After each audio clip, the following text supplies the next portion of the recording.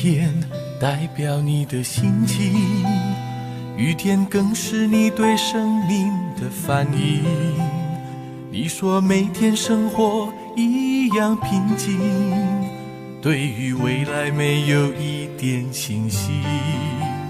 亲爱朋友，你是否曾经观看满天的星星，期待有人能够了解你心，能够爱你，使你力量更新。耶稣能够叫一切都更新，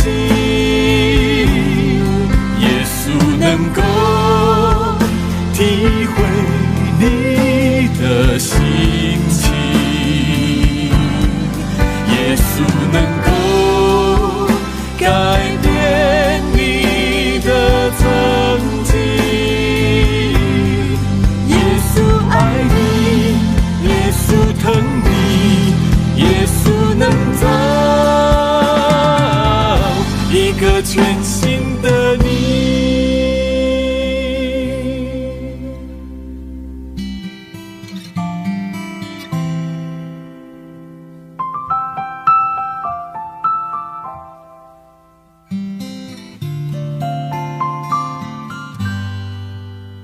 你说阴天代表你的心情，雨天更是你对生命的反应。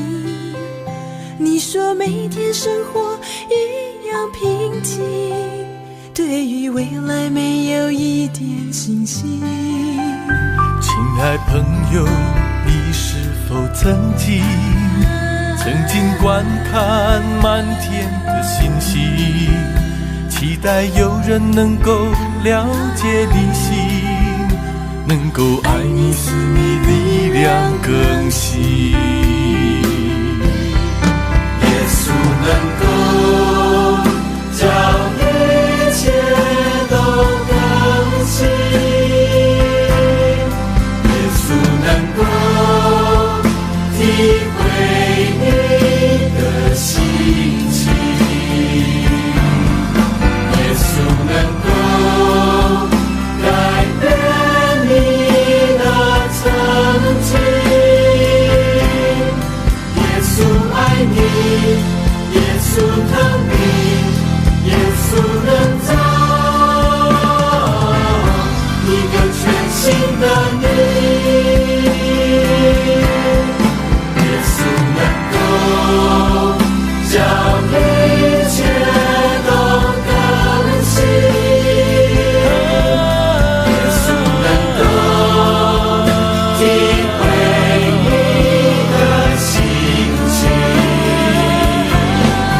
耶稣能够改变你的曾经，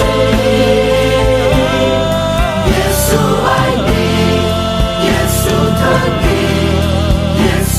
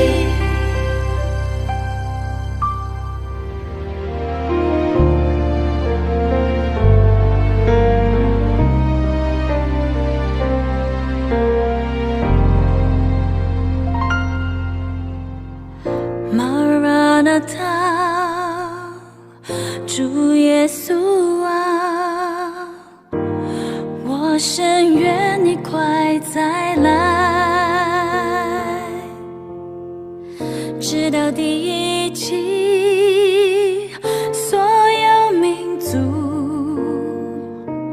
敬拜、称颂、赞美主生命。玛拉纳他，主耶稣啊，我深愿你快再来，万国和万邦全都归向你，欢喜歌唱跳舞来敬拜。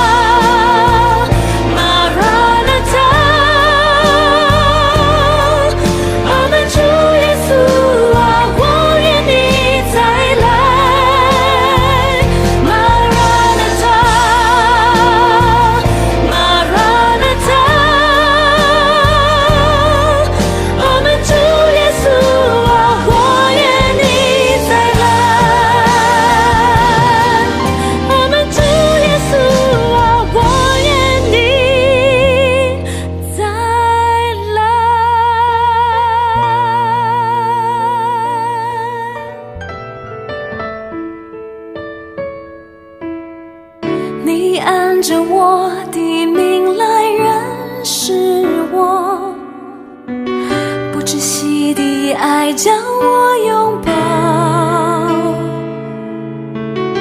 你为我穿上公义圣洁衣裳，使我活出神的尊荣。你按着我的名来认识我，不窒息的爱将我拥抱，你为我穿上公义圣洁衣裳，使我活出神的尊荣。不灰心不丧胆，依靠主必无所缺，全能神慈爱主，你用笑脸帮助我，我的力量和拯救，我的山寨和高台，有谁像你扶持我，应允我的呼求。我要抬起我的头，仰望主耶稣基督，荣耀君王，我思维的盾牌。我要抬起我的头，高唱哈利路亚，大声宣告，一生靠主得胜。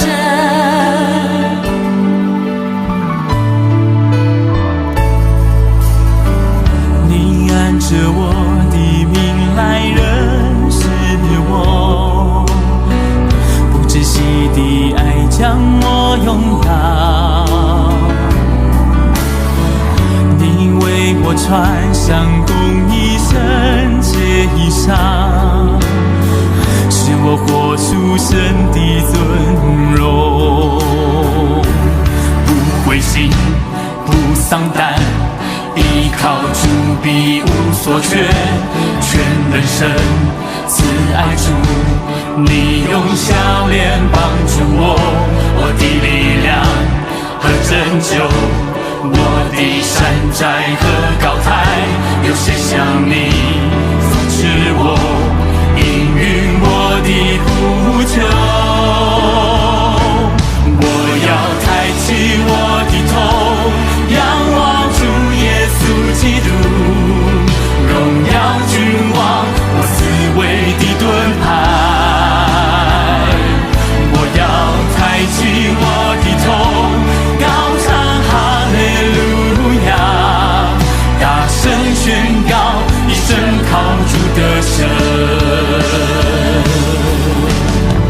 每当你在各样患难中灰心丧胆的时候，要记得你的神他认识你，他也能够进入你生活每个细节中帮助你，所以要重新抬起头来仰望你的神，因为他仍然是你四围的盾牌，是你的荣耀。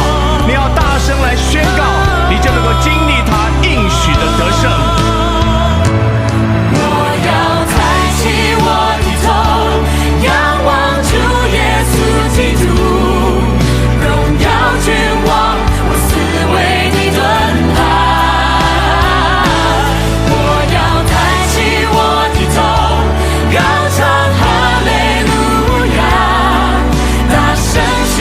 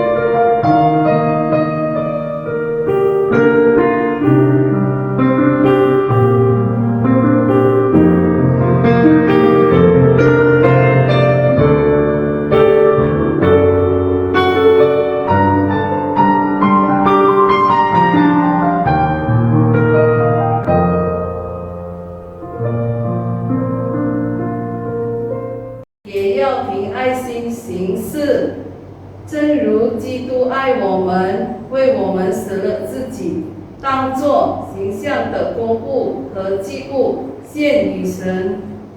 Dan hiduplah di dalam kasih, sebagaimana Kristus Yesus juga telah mengasihi kamu, dan telah menyerahkan dirinya untuk kita sebagai persembahan dan korban yang harum bagi Allah. Amin. 请大家站立，我们一起来唱第一首诗歌《爱的转变》。 Jemaat diundang berdiri, mari kita memuji Tuhan dengan pujian Ku Sesal Terkenang Dahulu.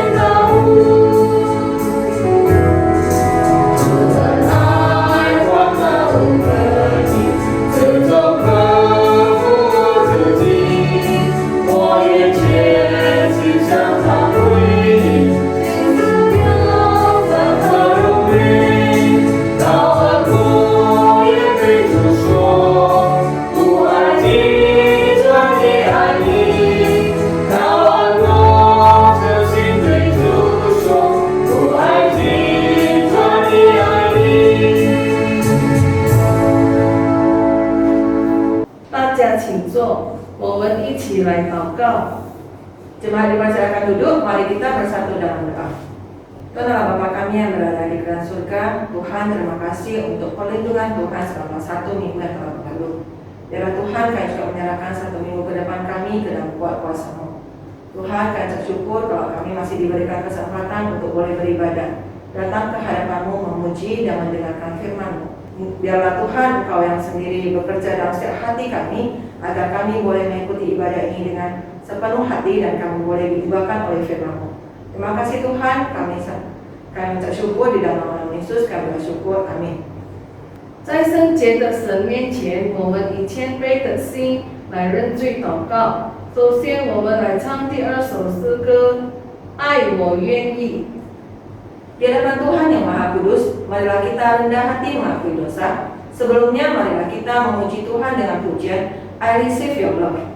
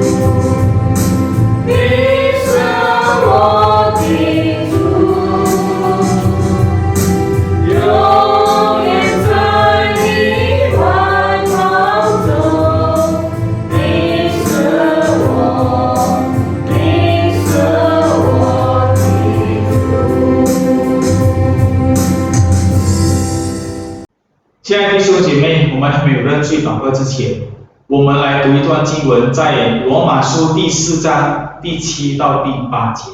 Bapak Ibu yang terkasih dalam Tuhan, sebelum kita berdoa mengakui dosa kita masing-masing di hadapan Tuhan, mari kita membaca satu perikop firman Tuhan yang diambil dari Roma pasal 4 ayat 7 sampai 8。我们一起来念。他说：“得赦免起过、遮盖起罪的，这人是有福的；主不算为有罪的，这人是有福的。Berbahagialah orang yang diampuni pelanggaran-pelanggarannya dan yang ditutupi dosa-dosanya. Berbahagialah manusia yang kesalahannya tidak diperhitungkan Tuhan kepadanya.” 我们来同心祷告。阿爸天父上帝，我们再次来到主面前，谢谢你带领我们今天早上，你再次给我们机会来敬拜你。虽然在这个疫情的当中，我们只能在家里进行，可是我们要献上感恩，我们还能够赞美、聆听你的声音。首先，我们以破碎的心跪在你面前，我们要承认，天父上帝，我们实在是个罪人。我们要承认，在我们每一天的生活里头，我们常常做了不该做的事情，我们常常得罪主、得罪别人，甚至得罪自己。天父上帝，很多时候在我们每一天的生活上，因为环境，也是因为别人，使到我们跌倒，再一次的犯罪。主啊，我们要承认我们本来不配成为你的儿女，我们败坏，我们充满罪恶，我们不配领受你的救恩，我们该下地狱。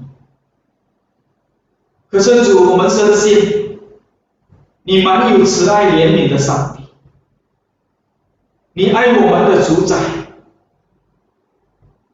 你已经创造了我们，给我们今天早上有这个机会。因此我们再一次恳求主，借着你的宝血，借着你牺牲的爱，求主再一次赦免我们一切的过犯，求主再一次洗净我们的生命，更新我们，塑造我们。当你塑造我们，你训练我们，你管教我们的时候，一切都是为了让我们能够成圣，成为你的真正的儿女。哦，主啊，谢谢你，谢谢你的慈爱怜悯，谢谢你今天早上你已经垂听我们的祷告，求主赦免我们，求主再一次接受你的旨意，求主赦免我们一切的过犯。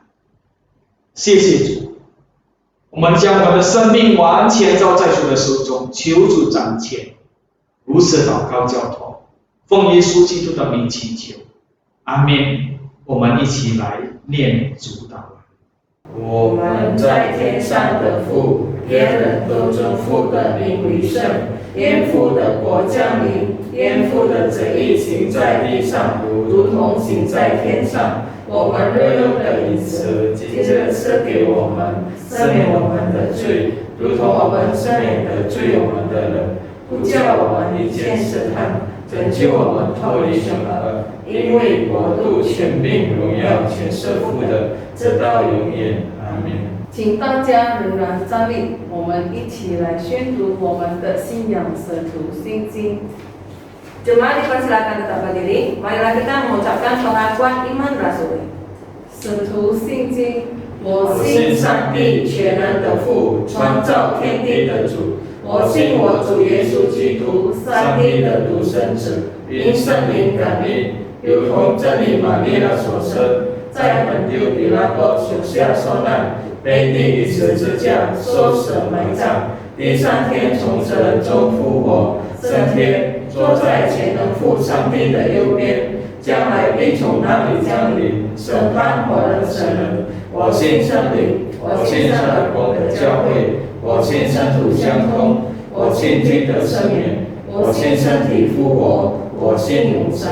阿门。我们来听经文。 Mari kita beresponsorian. 基督的牺牲，也不是多次将自己献上，像那大祭司每年带着牛羊的血进入圣所。如果这样，他从创世以来就必多次受苦了。但如今在这末世显现一次，把自己献为祭，好除掉罪。按这定命，人人都有一死，死后且有审判。像这样，基督既然一次被献，担当了过人的罪，将来要向那等候他的人第二次显现，并与罪无关，乃是为拯救他们。 Pengorbanan Kristus, dan ia bukan masuk untuk berulang-ulang mempersembahkan dirinya sendiri, sebagaimana imam besar setiap tahun masuk ke dalam tempat kudus dengan darah yang bukan darahnya sendiri. Sebab jika demikian, ia harus berulang-ulang menderita sejak dunia ini dijadikan. Tetapi sekarang ia hanya satu kali saja menyatakan dirinya pada zaman akhir untuk menghapuskan dosa oleh korbannya. Dan sama seperti manusia ditetapkan untuk mati hanya satu kali saja, dan sesudah itu dihakimi. Demikian pula Kristus hanya satu kali saja mengorbankan dirinya untuk menanggung dosa banyak orang. Sesudah itu ia menyatakan dirinya sekali lagi tanpa menanggung dosa untuk menganugerahkan keselamatan kepada mereka yang menantikannya. 荣耀颂 Gloria Patri.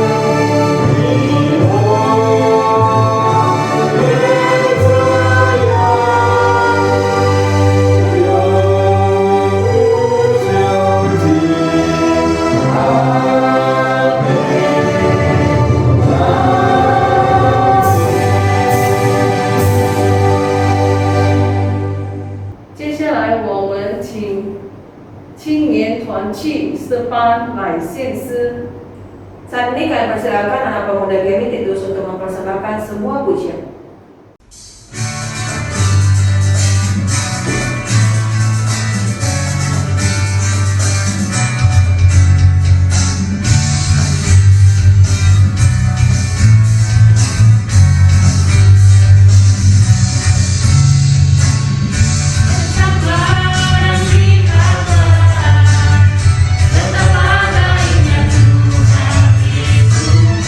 Rasakan dan nikmati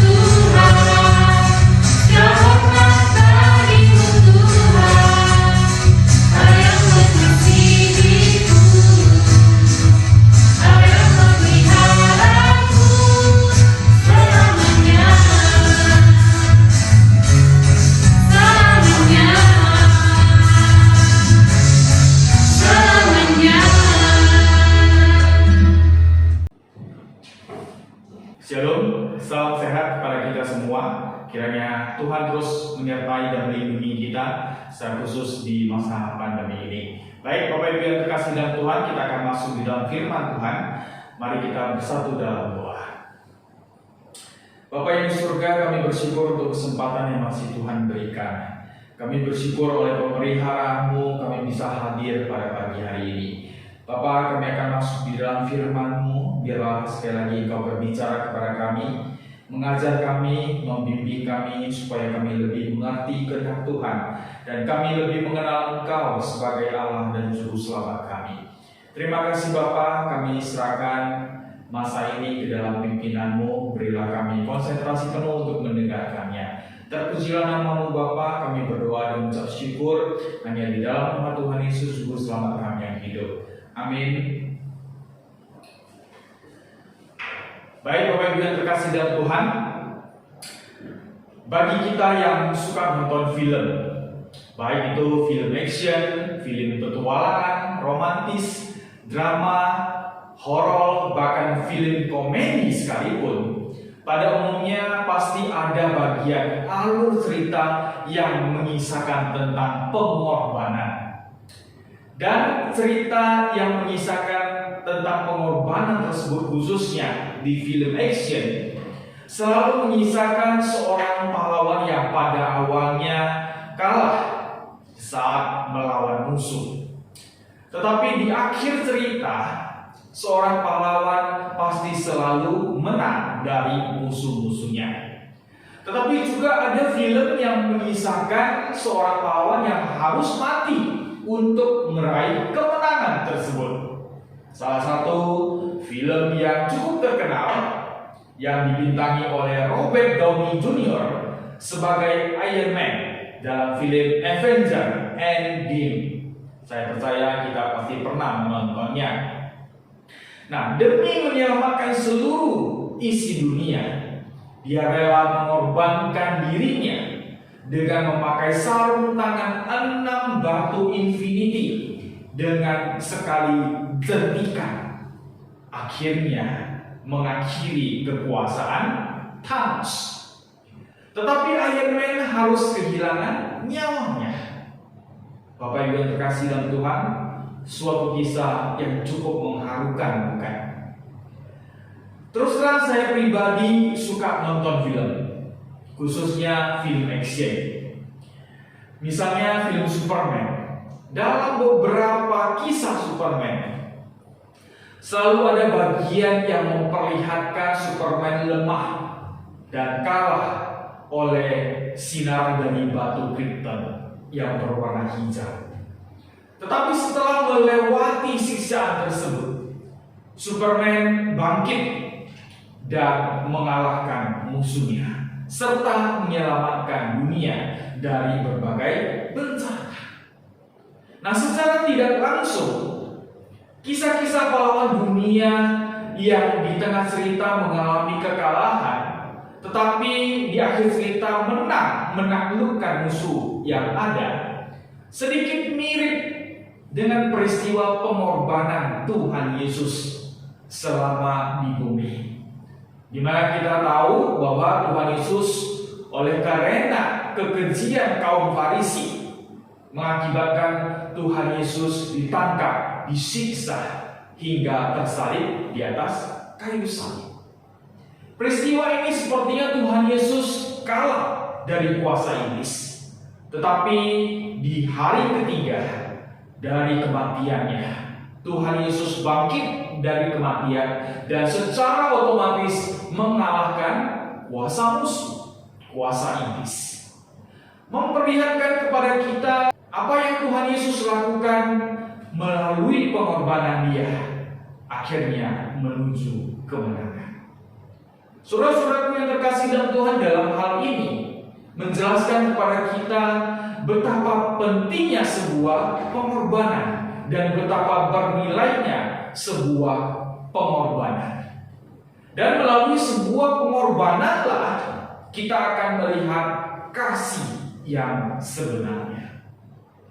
Beberapa berikut firman Tuhan pada pagi hari ini adalah ucapan yang keluar dari mulut Tuhan Yesus sendiri. secara khusus merupakan teguran kepada umat Tuhan, kepada kita sebagai anak-anak Tuhan, sebagai orang percaya bahwa dalam mengikut Tuhan selalu ada pengorbanan yang harus diambil atau dialami. Mari kita sama-sama membaca dan merenungkan dari setiap firman Tuhan berikut ini. Saya akan baca untuk kita semua, Bapak Ibu bisa mengikutinya. Matius 10 ayat 38, barang siapa tidak memikul salibnya dan mengikut aku, ia tidak layak bagiku. Matius 16 ayat 24, lalu Yesus berkata kepada murid-muridnya, setiap orang yang mau mengikut aku, ia harus menyangkal dirinya, memikul salibnya, dan mengikut aku. Markus 8 ayat 34, lalu Yesus memanggil orang banyak dan murid-muridnya dan berkata kepada mereka, setiap orang yang mau mengikut aku, ia harus menyangkal dirinya, memikul salibnya, dan mengikut aku.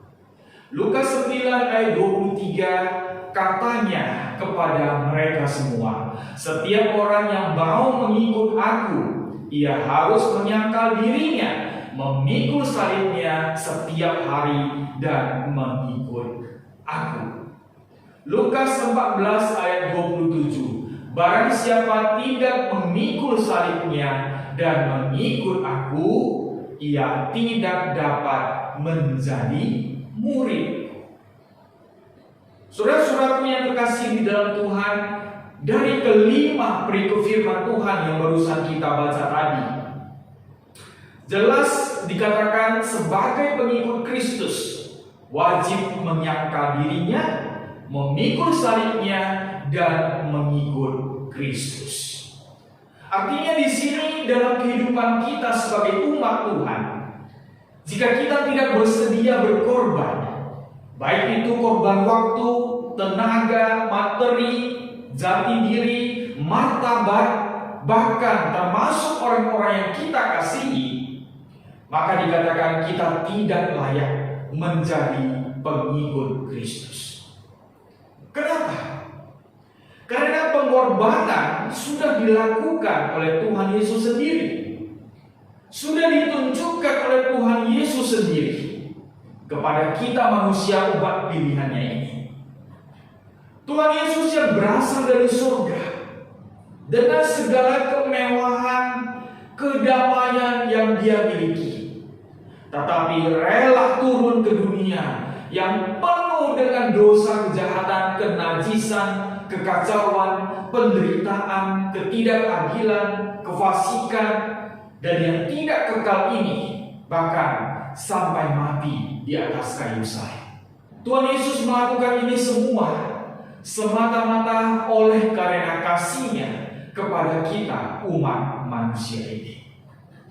Bapak Ibu yang terkasih dalam Tuhan, oleh sebab itu pengorbanan yang Tuhan Yesus sudah lakukan, maka kita sebagai anak-anak-Nya, terlebih sebagai umat pilihan-Nya yang sudah diselamatkan dari belenggu iblis dan memiliki jaminan untuk masuk surga, adalah sudah wajar kita juga harus mengorbankan segalanya demi mengikut Tuhan Yesus. Saudara-saudara yang terkasih dalam Tuhan, sebagai warga negara Indonesia yang baik, tentu wajib melaksanakan segala peraturan yang berlaku di negara Indonesia, bukan? Salah satunya kita wajib bayar pajak. Lalu ada juga kita wajib memiliki KTP. Itu adalah suatu keharusan sebagai warga negara Indonesia. Lalu sebagai penumpang pesawat, tentu wajib mematuhi peraturan dalam kabin pesawat dengan memasang sabuk pengaman, tidak merokok, dilarang online sewaktu lepas landas. Kemudian tas koper kita wajib disimpan di mana? Di bawah kursi atau di atas ruang penyimpanan. dan lain-lain banyak peraturan yang perlu kita taati. Demikian halnya dalam mengikut Yesus. Ada 3 aturan penting yang harus dia taati, yaitu menyangkal diri, memikul salib, dan mengikut Yesus. Baik Bapak Ibu yang dikasihi dalam Tuhan, yang pertama dikatakan harus menyangkal diri. Artinya di sini sebagai pengikut Kristus harus bersedia meninggalkan apa yang ada pada dirinya. Dalam hal ini termasuk jabatannya, harga dirinya, reputasinya, ketenarannya, statusnya, bahkan nama baiknya.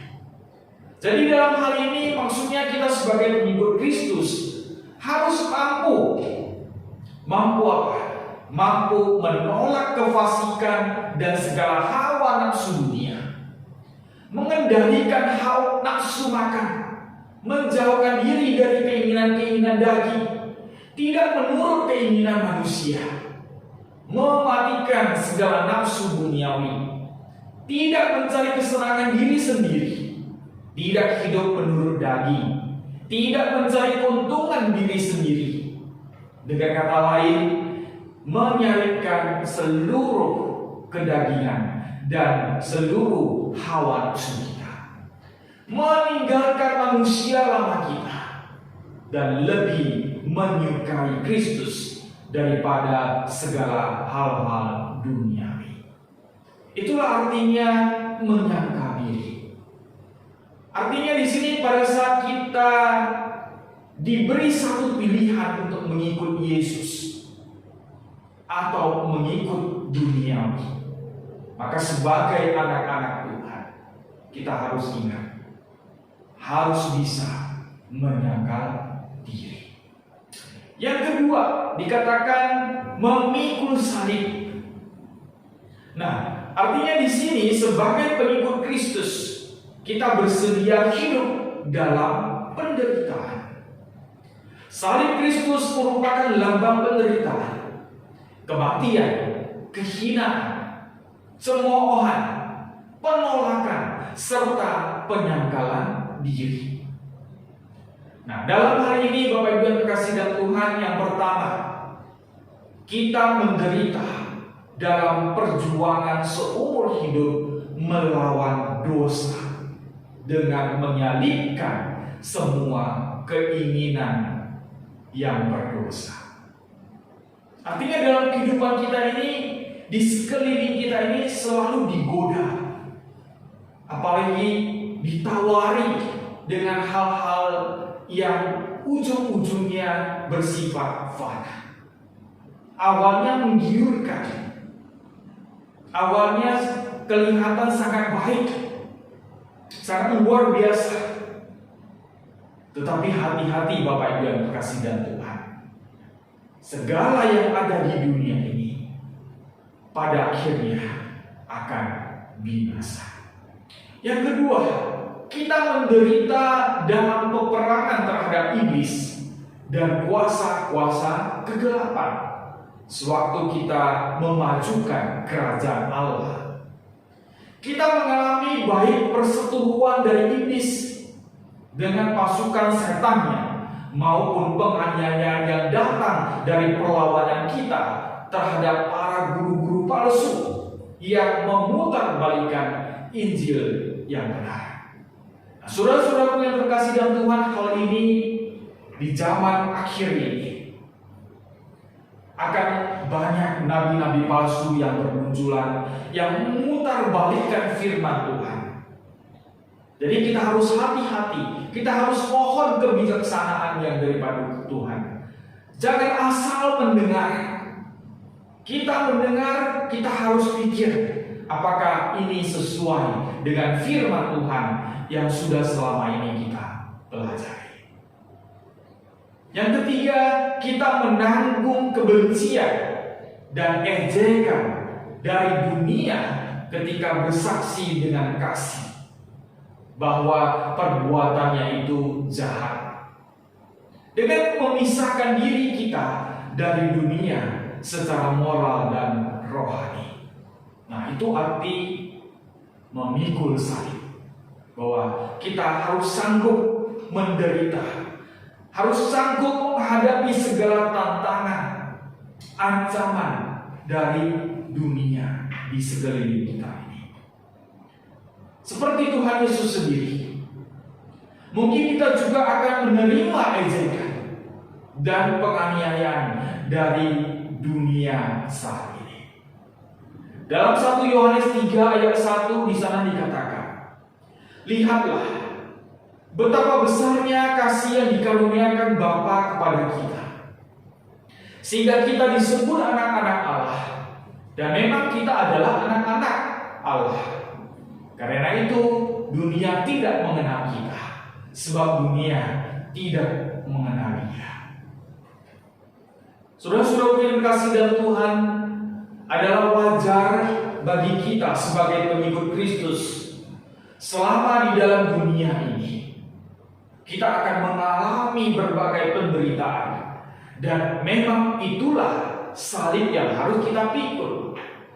Oleh karena dunia tidak mengenal Dia. Oleh sebab itu marilah menerima segala penderitaan yang ada dengan tetap penuh sukacita. Karena Allah tetap menyertai kita hingga hari ini. Dan yang ketiga, dikatakan ikutlah aku. Ikutlah Kristus. Artinya di sini sebagai pengikut Kristus, selain kita harus menyangkal diri dan memikul salib, kita harus tetap mengikut Dia yang adalah Tuhan kita satu-satunya. Dalam arti sebagai orang percaya, kita harus menaati firman Tuhan. Kita harus meneladani Tuhan Yesus, apa yang telah dilakukannya selama di dunia ini. Kita harus berusaha hidup kudus dengan menjauhi segala dosa. Kita harus lebih hormat kepada Tuhan Yesus daripada kepada manusia. Kita harus lebih mendengarkan firman Tuhan daripada kata-kata manusia. Kita harus hidup tanpa rasa takut di tengah penderitaan dunia ini. Bapak Ibu yang terkasih di dalam Tuhan, ketiga poin ini harus menyangkal diri, harus memikul salib, dan harus mengikuti Dia adalah tindakan pengorbanan dalam mengikuti Tuhan Yesus. Salah satu tokoh Alkitab yang telah memiliki ketiga poin ini sebagai pengorbanan yang telah dilakukan dalam dirinya oleh karena mengikuti Kristus adalah Rasul Paulus. Kita tahu Rasul Paulus sebelumnya bernama Saulus. Adalah seorang ahli Taurat yang sangat kejam, yang sangat kaya, yang sangat dihormati oleh pengikutnya, yang sangat terkenal pada zamannya. Tetapi apa yang terjadi pada dirinya setelah bertemu dengan Tuhan Yesus dan menjadi pengikutnya yang setia? Apa yang terjadi dengan diri Paulus? Mari kita baca bersama-sama di dalam Filipi pasal 3 ayat 4 sampai 14. Sekalipun aku juga ada alasan untuk menaruh percaya pada hal-hal lahiriah, jika ada orang lain menyangka dapat menaruh percaya pada hal-hal lahiriah, aku lebih lagi. Disunat pada hari ke-8 dari bangsa Israel, dari suku Benyamin, orang Ibrani asli. Tentang pendirian terhadap hukum Taurat, aku orang Farisi. Tentang kegiatan, aku penganiaya jemaat. Tentang kebenaran dalam mentaati hukum Taurat, aku tidak bercacat. Tetapi apa yang dahulu merupakan keuntungan bagiku, sekarang kuanggap rugi karena Kristus. Malahan segala sesuatu kuanggap rugi karena pengenalan akan Kristus Yesus, Tuhanku, lebih mulia daripada semuanya. Oleh karena dialah aku telah melepaskan semuanya itu dan menganggapnya sampah, supaya aku memperoleh Kristus dan berada dalam Dia bukan dengan kebenaranku sendiri karena mentaati hukum Taurat, melainkan dengan kebenaran karena kepercayaan kepada Kristus, yaitu kebenaran yang Allah anugerahkan berdasarkan kepercayaan. Yang kukandaki ialah mengenal Dia dan kuasa kebangkitannya dan persekutuan dalam penderitaannya, di mana aku menjadi serupa dengan Dia dalam kematiannya, supaya aku akhirnya beroleh kebangkitan dari antara orang mati. Bukan seolah-olah aku telah memperoleh hal ini atau telah sempurna, melainkan aku mengejarnya, kalau-kalau aku dapat juga menangkapnya, karena aku pun telah ditangkap oleh Kristus Yesus. Saudara-saudara, aku sendiri tidak menganggap bahwa aku telah menangkapnya, tetapi ini yang kulakukan: aku melupakan apa yang telah di belakangku dan mengarahkan diri kepada apa yang di hadapanku, dan berlari-lari kepada tujuan untuk memperoleh hadiah, yaitu panggilan surgawi dari Allah dalam Kristus Yesus. Bapak Ibu yang terkasih dalam Tuhan, Dr. John Sung, mungkin di antara kita ada yang mengenalnya. Ia lahir dengan nama Sung Siong Ge pada tahun 1901 di sebuah desa miskin di provinsi Fujian di Tiongkok Tenggara. Ayahnya adalah seorang pendeta gereja Metodis, ibunya guru tani. Mereka sekeluarga bertumbuh lemah dan sering sakit. Sejak kecil, John sudah berwatak unik. Ia gesit dalam segala hal. Ia keras kepala dan tidak bisa sabar. Ia mudah marah. Ia sering memberontak kepada ayahnya. Ia pernah menjatuhkan diri ke sumur. Ia pernah menabrakkan diri ke buyung besar sehingga buyung itu hancur. Dan setiap kali ia dipukul ayahnya, ia tidak pernah menangis. Ia malah heran bahwa justru ayahnya yang menangis setelah itu. John Sung tampak lebih unik lagi di sekolah. Kecerdasannya melewati batas wajar. Ia bisa mengingat tiap kata dari tiap buku yang dibacanya. Ia sudah hafal kitab Mazmur, Amsal, dan kitab-kitab Injil. Ia suka menulis karangan yang menentang penjajah Jepang. Ia suka ikut ayahnya melayani kebaktian di desa-desa lain. Kalau ayahnya sakit, dia yang baru berusia 12 tahun sudah bisa menggantikan ayahnya menjelaskan Alkitab dari atas mimbar. Dengan kata lain berkhotbah. Umur 12 tahun. Dan pada usia 18 tahun, John berlayar ke Amerika karena mendapat beasiswa bintang pelajar di seluruh provinsi. Ia belajar kimia di Wesleyan University di Ohio. Untuk ongkos hidupnya, ia bekerja sebagai pembersih sampah dan pembersih mesin pabrik. Ia lulus sebagai mahasiswa nomor 1. Surat kabar di Amerika dan Eropa melaporkan prestasi jenius Johnson. Namun, John tetap gelisah mencari arti hidup.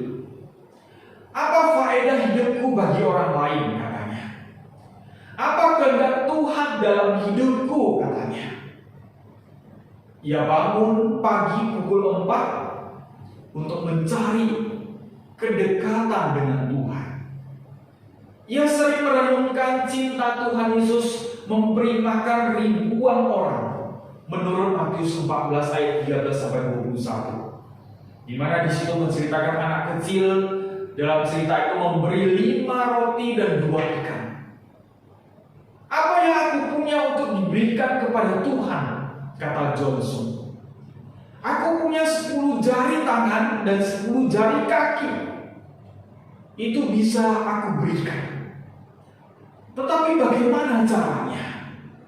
John termenung memikirkan nasihat Rasul Paulus yang tercatat di Roma pasal 12 ayat 1 juga mengatakan, supaya kamu mempersembahkan tubuhmu sebagai persembahan yang hidup, yang kudus, dan yang berkenan kepada Allah. Sementara itu studinya berjalan terus. Ia diterima di Ohio State University, program Master of Science. Ditempuhnya hanya dalam 9 bulan loh Bapak Ibu yang terkasih dalam Tuhan. Padahal ia bersekolah sambil bekerja sebagai pemotong rumput di jalan dan aktif dalam gerakan mahasiswa menentang diskriminasi rasial. Nah, sesudah itu John mengambil program doktor.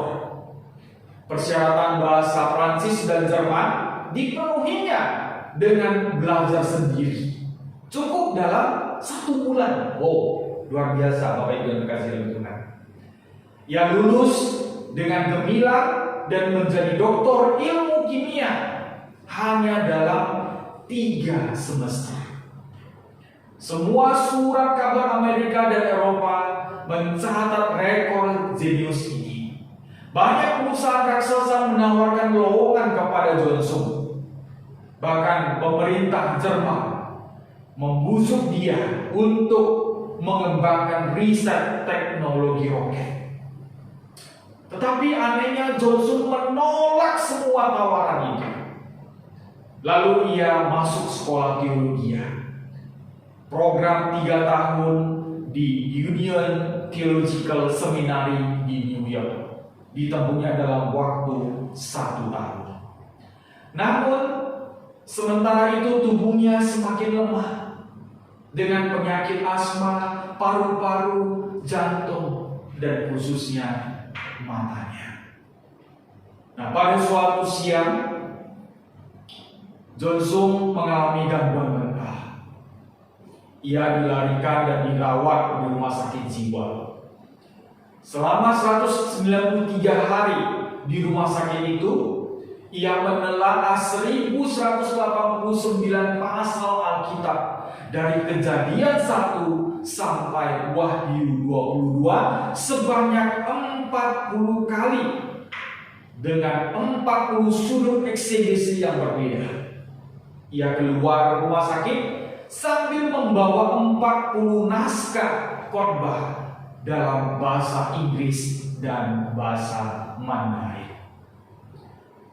Kemudian di sekolah teologi, John membuat keputusan untuk mengkristalkan pergumulan spiritualnya dalam bentuk meninggalkan ilmu kimia, lalu menyerahkan jari tangan dan kaki serta kedua telinga, mata, tangan dan kakinya untuk memperkenalkan Injil di Asia.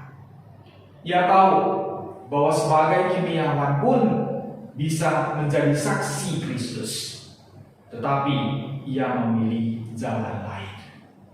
Tahun 1927, Johnson pulang ke Tiongkok. Ia langsung bergiat dalam pekabaran Injil dan pembinaan kader-kader awam sebagai pemberita Injil. Kita tahu Tiongkok adalah negara ateis, negara yang tidak mengenal Tuhan. Nah, oleh sebab itu saat Johnson mengabarkan Injil di sana, dia tidak luput dari penangkapan polisi dan keluar masuk penjara.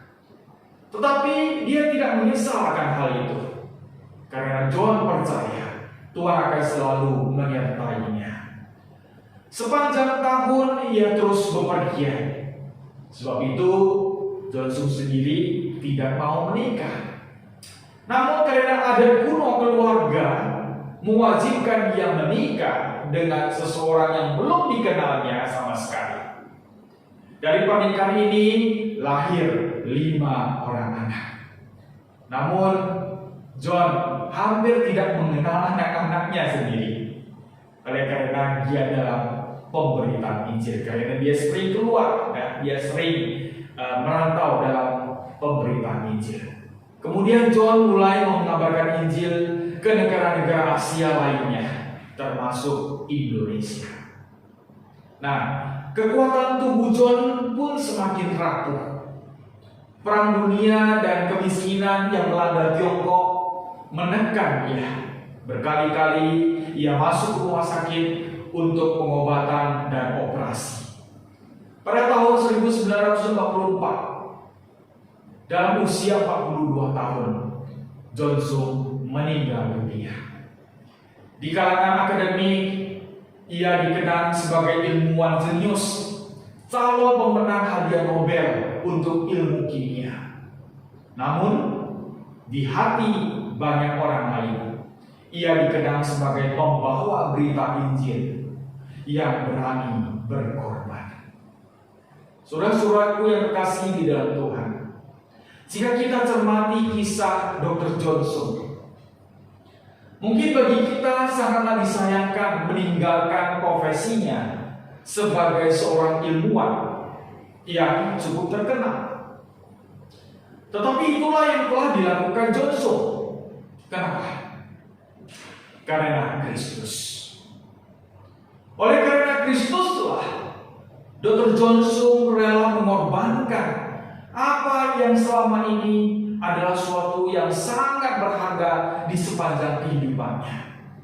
Dan dengar kabar saat perjalanannya kembali ke Tiongkok, dari atas kapal laut dia membuang sertifikat kedokterannya. Saudara-saudaraku yang terkasih di dalam Tuhan, bagaimana dengan kita selama ini? Sebagai pengikut Kristus, sebagai orang yang sudah percaya kepada Kristus, yang telah memberi diri dibaptis sebagai simbol pengakuan bahwa kita adalah anak-anak Allah. Apakah dalam hidup kita sudah menyangkal diri kita? Apakah kita sudah memikul salib? Dan apakah kita sudah mengikuti Kristus sungguh-sungguh? Atau kita masih menyayangkan dengan apa yang kita miliki? Matius 19 ayat 24 di sana mengatakan, sekali lagi aku berkata kepadamu, lebih mudah seekor unta masuk melalui lubang jarum daripada seorang kaya masuk ke dalam kerajaan Allah. Saya percaya Bapak Ibu pasti mengerti istilah ini. Pada saat kita tidak bisa meninggalkan keduniawian kita, maka kita tidak akan pernah bisa sampai kepada Allah Bapa di surga. Saudara-saudaraku yang terkasih di dalam Tuhan, motivasi mendapatkan kesuksesan dan ketenaran sebagai pengikut Kristus akan membawa kepada kehancuran dan kekecewaan. Jalan yang seharusnya kita tapaki menuju kemuliaannya memang tidak mudah, karena ia tidak pernah menjanjikan kemudahan, tetapi kehidupan kekal bersama dia dalam perjuangan memikul salibnya. Bapak Gereja Metodis Pendeta John Wesley mengatakan demikian. Saya memutuskan untuk mendedikasikan seluruh hidup saya pada Tuhan, baik melalui pikiran, perkataan, dan tindakan saya secara menyeluruh. Dan setiap bagian dari hidup saya harus menjadi pengorbanan bagi Kristus. Bapak Ibu yang terkasih dalam Tuhan, kiranya melalui firman Tuhan pada pagi hari ini, kita sebagai pengikut Kristus harus berani dan rela berkorban dalam mengikuti Kristus. Amin. Kiranya Tuhan memberkati. Mari kita berdoa. Bapa kami di surga, Bapa yang kami sembah di dalam Tuhan Yesus Kristus, Bapa yang kami puji, yang kami muliakan di sepanjang kehidupan kami. Kami bersyukur pada pagi hari ini Bapa, kembali Engkau memberikan kami kesempatan untuk beribadah, untuk memuji dan mendengarkan firman-Mu. Dan terima kasih untuk firman yang sudah kami dengar pada pagi hari ini. Mengajar kami sebagai anak-anak Tuhan, sebagai pengikut Kristus, kami seharusnya bersedia dan berani hidup di dalam pengorbanan. Di mana melalui Rasul Engkau sudah berfirman kepada kami, dan Engkau sendiri sudah mengatakan kepada kami, barang siapa yang ingin mengikuti Engkau harus menyangkal dirinya, memikul salibnya, dan mengikuti Engkau. Biarlah melalui firman Tuhan pada pagi hari ini Bapa, kami sadar bahwa kami sepenuhnya adalah milik Engkau. Kami seharusnya mengikuti teladan yang sudah Tuhan tunjukkan di dalam diri Tuhan Yesus, yang bersedia turun dari surga, datang ke dalam dunia yang penuh dengan dosa ini, dan bersedia mati di atas kayu salib. Semua dilakukan oleh karena kasih dan cintanya kepada kami manusia. Terima kasih Bapa. Terima kasih Tuhan Yesus. Kami serahkan hidup kami sepenuhnya hanya ke dalam pimpinan. Kiranya Tuhan terus menguasai hidup kita seturut dengan kehendak Tuhan. Terpujilah nama-Mu Bapa. Kami berdoa dan mengucap syukur hanya di dalam nama Tuhan Yesus Juru Selamat kami yang hidup. Amin. 我们一起来唱第3首诗歌，是否将一切献上来回应上帝的话，一边收奉献。 Marilah kita memuji Tuhan dengan pujian di mezbahnya sembahkanlah korbanmu untuk meresponi firman Tuhan pada pagi hari ini sambil mengumpulkan persembahan.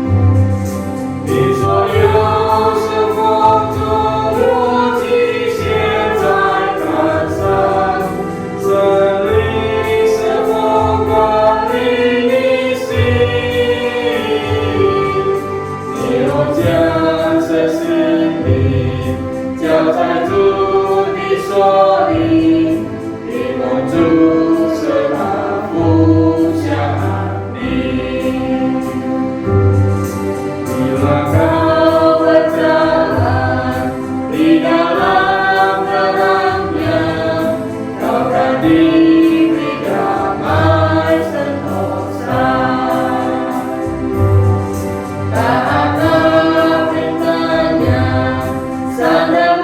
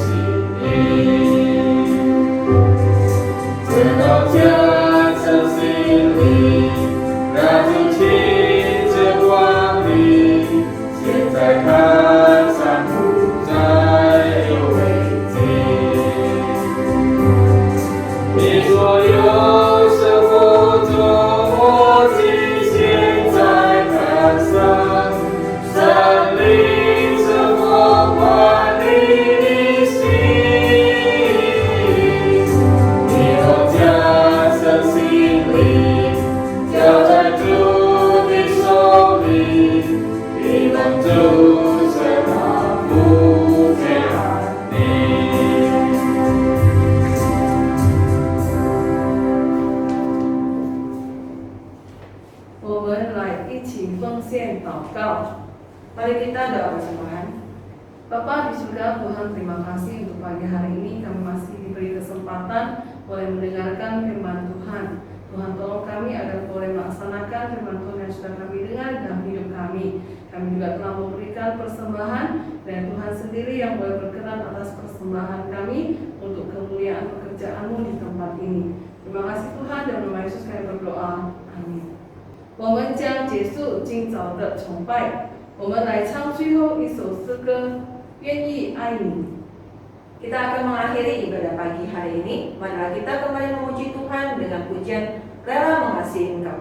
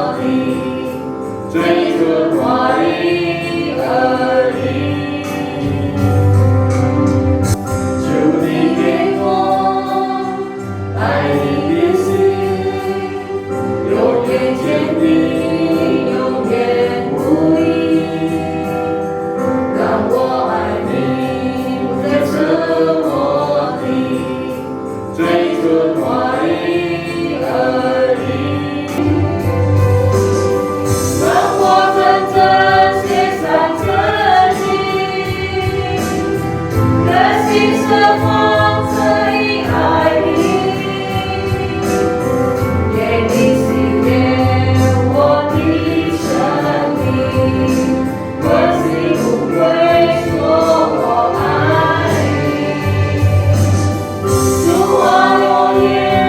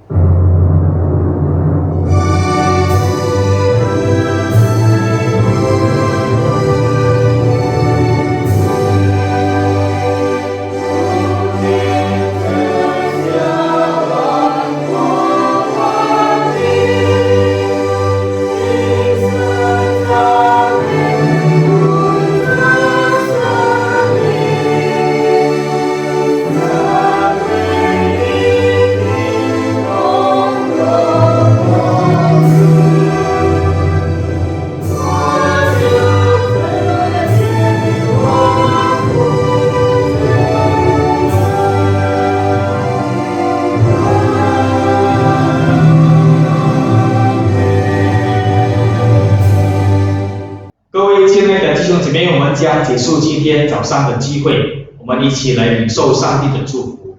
Bapak Ibu yang terkasih di dalam Tuhan, kita akan mengakhiri ibadah kita pada pagi hari ini. Mari kita bersama-sama menerima berkat yang daripada Tuhan。但愿我们主耶稣基督的恩惠、上帝的慈爱怜悯、圣灵的感动与充满，常与大家同在，从今时直到永永远远。Kiranya anugerah daripada Tuhan kita Yesus Kristus, kasih sayang dari Allah Bapa di sorga, serta persekutuan dengan Roh Kudus yang selalu menyertai, melindungi, dan memberkati saudara-saudari sekalian, mulai pagi hari ini, besok, sampai selama-lamanya. Amin.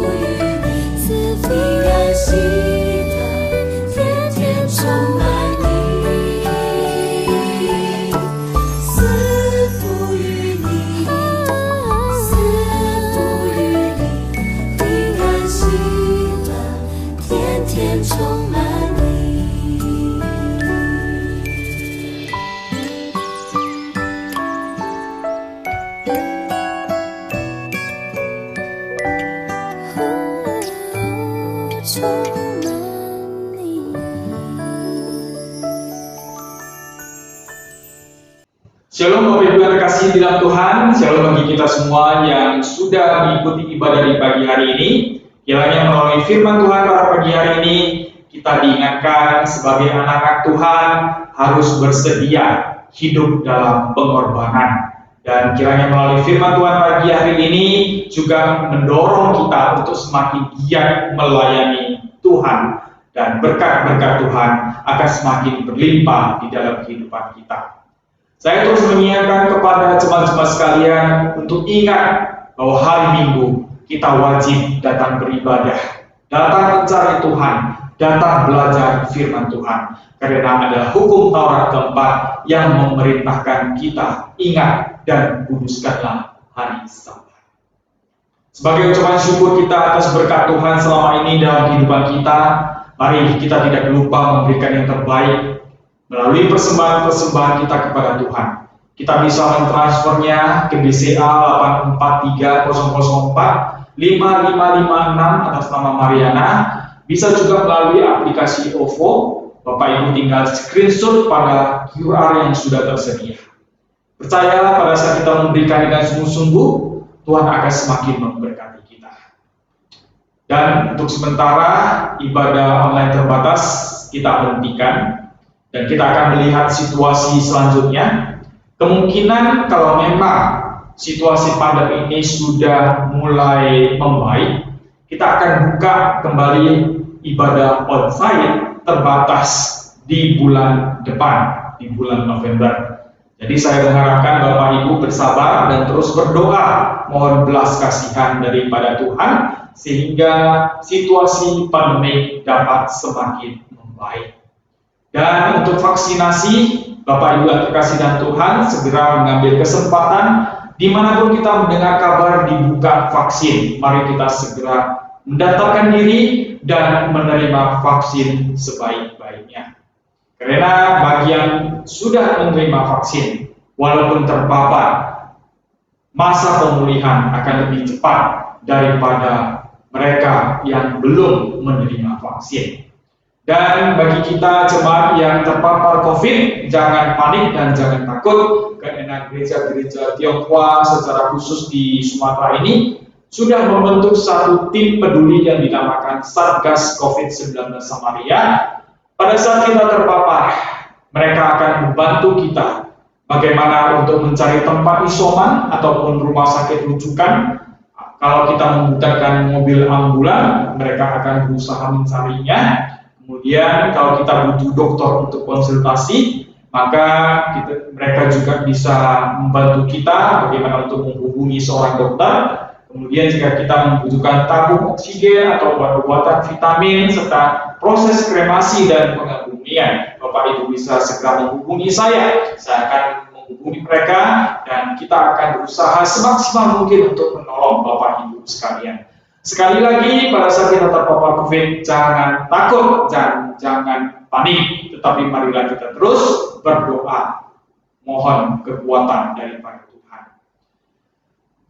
Ingat persekutuan doa kita setiap hari Selasa malam jam 7.30 melalui Google Meet. Saya menghimbau kepada Bapak Ibu sekalian untuk mengambil waktu mengikuti persekutuan doa bersama-sama, walaupun di rumah kita masing-masing. Melalui persekutuan doa, kita terus dipersatukan dan kita akan mohon belas kasihan daripada Tuhan, mohon kekuatan daripada Tuhan sehingga kita bisa menghadapi dan menjalani hidup kita di masa pandemi ini. Bagi keluarga yang memiliki anak kecil dari TK sampai SD, terus himbau mereka mengikuti kegiatan anak-anak sekolah minggu online setiap hari Minggu pagi jam 8 yang akan dipimpin oleh guru-guru sekolah minggu dengan kegiatan-kegiatan yang mengasihkan dan juga ada tantangan berhadiah. Biarlah anak-anak kecil kita dari kecil sudah mengenal Tuhan, dipimpin dan diberkati Tuhan hingga dewasanya. Demikian juga anak muda-mudi kita, himbaulah mereka untuk mengikuti persekutuan muda-mudi setiap hari Sabtu malam jam 7.15 secara onsite di Aula PKI 11 yang akan dipimpin oleh Saudara Basma. Kiranya melalui kegiatan muda-mudi, anak-anak kita tidak berkeliaran kemana-mana ataupun tidak melakukan yang tidak semestinya. Bapak Ibu yang dikasih dalam Tuhan, mari kita tetap menaati protokol kesehatan yang dianjurkan oleh pemerintah untuk secara totalitas memutus mata rantai virus corona. Dan kita bersyukur kita mendengar berita bahwa memang situasi pandemi sudah mulai membaik. Kiranya suatu hari ya kita bisa secara total kembali kepada aktivitas kita semula-mula. Marilah kita pada saat ini tetap menjaga jarak antara satu dengan yang lain, selalu memakai masker dimanapun kita berada, terlebih di luar rumah, dan sering cuci tangan dimanapun kita berada, rajin makan makanan yang bergizi dan berprotein, dan di tengah-tengah kesibukan kita, marilah kita tidak lupa berolahraga, dan untuk sementara tetap menahan diri dan bersabar jika terlalu sering berada di tempat keramaian.